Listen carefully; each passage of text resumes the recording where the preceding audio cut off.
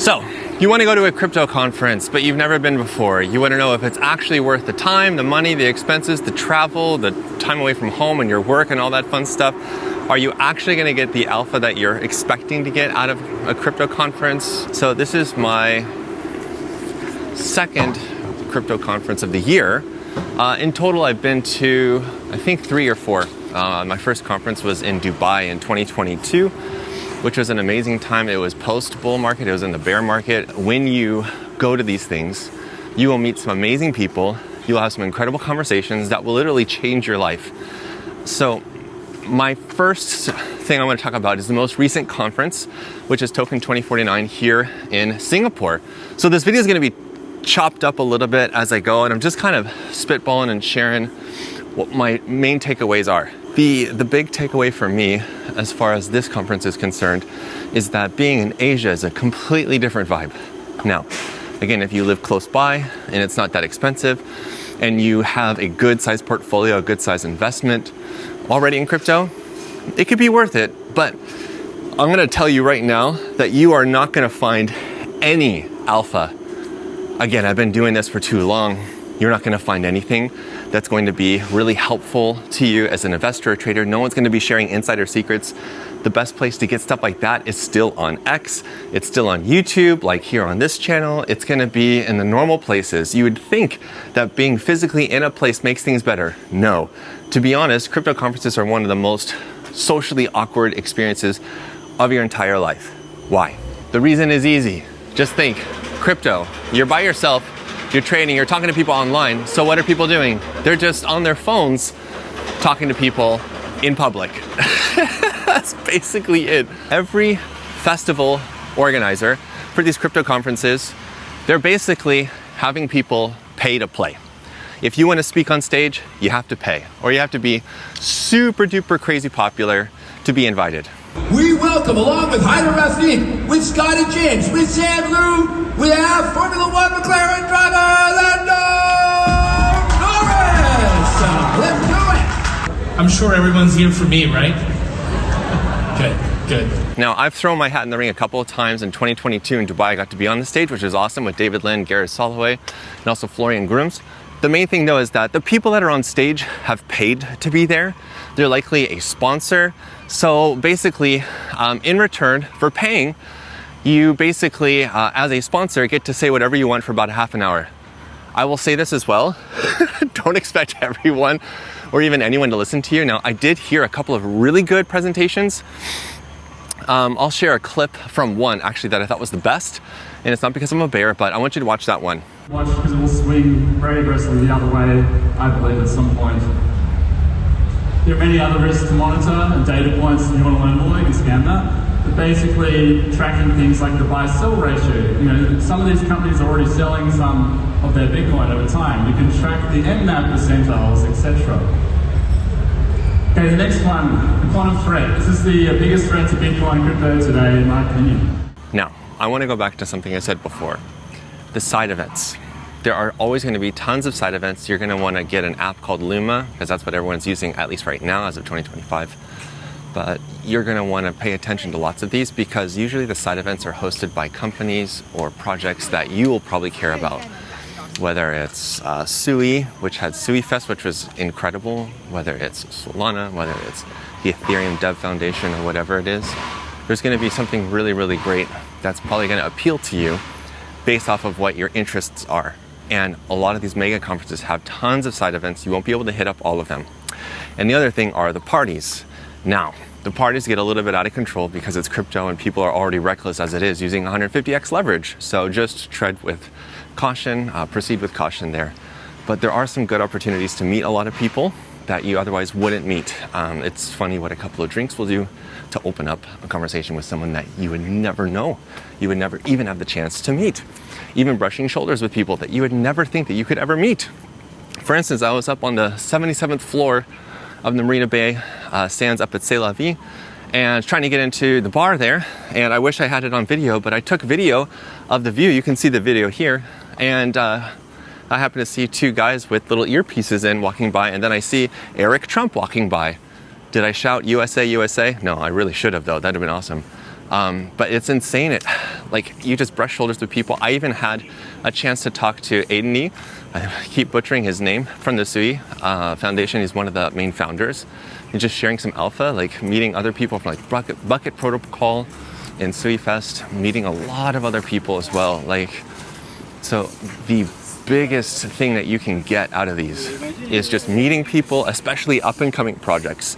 All right, now for some practical advice. Always bring a bigger suitcase than you think you're gonna need. Never hesitate to ask someone, can I have that? Or what do I have to do to get one of those things?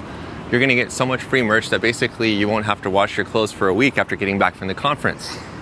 If there are giveaways, if there are airdrops, if there are promotions, even if there are NFTs, ask.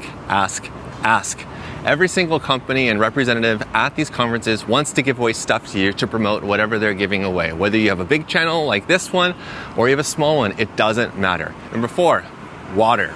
Get lots of it.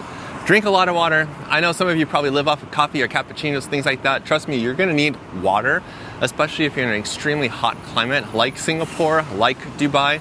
Toronto, not so much, but trust me, it goes a long way to keep hydrated, so that way you're thinking clearly, all that fun stuff. Number 5, you're gonna need a nice pair of comfy shoes, and you're gonna be happening to walk a lot. I am not kidding when I say you should probably exercise before coming to a conference, because the amount that you have to walk around is insane. Now, if you come from a country or an area where you have to walk a lot already, you'll be fine. I've been completely fine because I walk a lot in Japan. But for a lot of you that don't, you're used to riding your bike everywhere or driving everywhere, you might want to do some laps, you might want to walk a little bit, you might do some stretching, because it's going to really come in handy. All right, now let's talk about what everyone really wants to know about: money. The reality is that these conferences usually aren't that cheap. There's going to be some sort of VIP ticket. Again, if you're just like a normie, you're someone who doesn't have a business, you don't have a company, you're not a professional, don't waste your money, because it's not really going to be worth it for you. Understand that the hotels that you're looking at around the event, I'm sure that some of you are going to want to splurge, even those of you that have businesses. The reality is that it is not really worth it. The only thing that's really important is having a nice, comfortable bed. But honestly, you're going to spend like, well, maybe 6 to 7 hours sleeping in your hotel, but that's about it. No one really stays in their hotel all day during these conferences. Everyone is walking, talking, moving around, going to different places, going to side events, going to parties, or like what I'm doing today, which is sightseeing.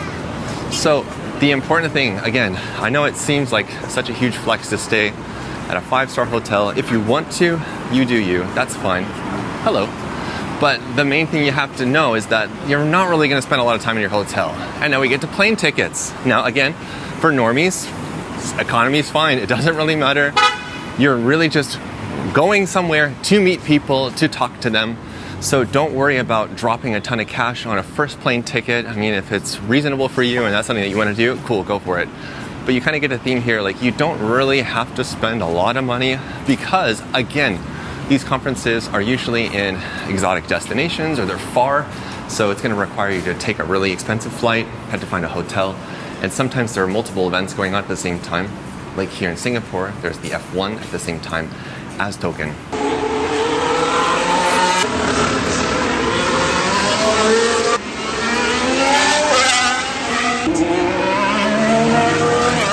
In the same vein, for some of you, it actually might make sense to consider at least opening up or creating an LLC or something like that, so that way you have a business for yourself. Because the reality is that if you can find some way to do it legally, you can write off a lot of stuff. You can go out to lunch with people, go out to dinner with people and pay for things, and it's not on your own bill, it's on the company's bill, which is what I've been doing. There are lots of tax benefits to traveling and doing things like this, so even paying for the plane ticket, the hotel, the conference ticket, everything can be covered by a business if you have one, if you want to go through those hoops. But of course there are other things that you have to entertain and talk about, or not talk about, but you have to figure out if you really want to do that. But for most people, no, it's not really that worth it. There's one more thing I need to tell you as well. It's in regards to the events themselves, the speakers, the after events, the side events, the after parties. Exchanges rule conferences.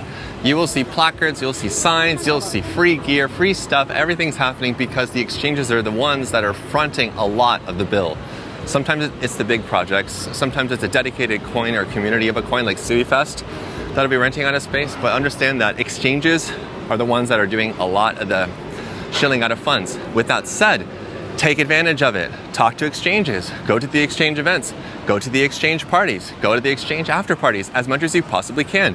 Because even though it might feel a little bit like, I don't really care about these exchanges, you would be surprised at how many interesting people you'll meet at these gatherings. For instance, I got to go to the OKX VIP event. I got to go inside, and I actually got to see a McLaren up front, which is insane. I got to see and talk to so many people. I also got to meet Crypto Cedric, who's the new host of Coin Bureau Spanish, which is very coincidental. It was amazing.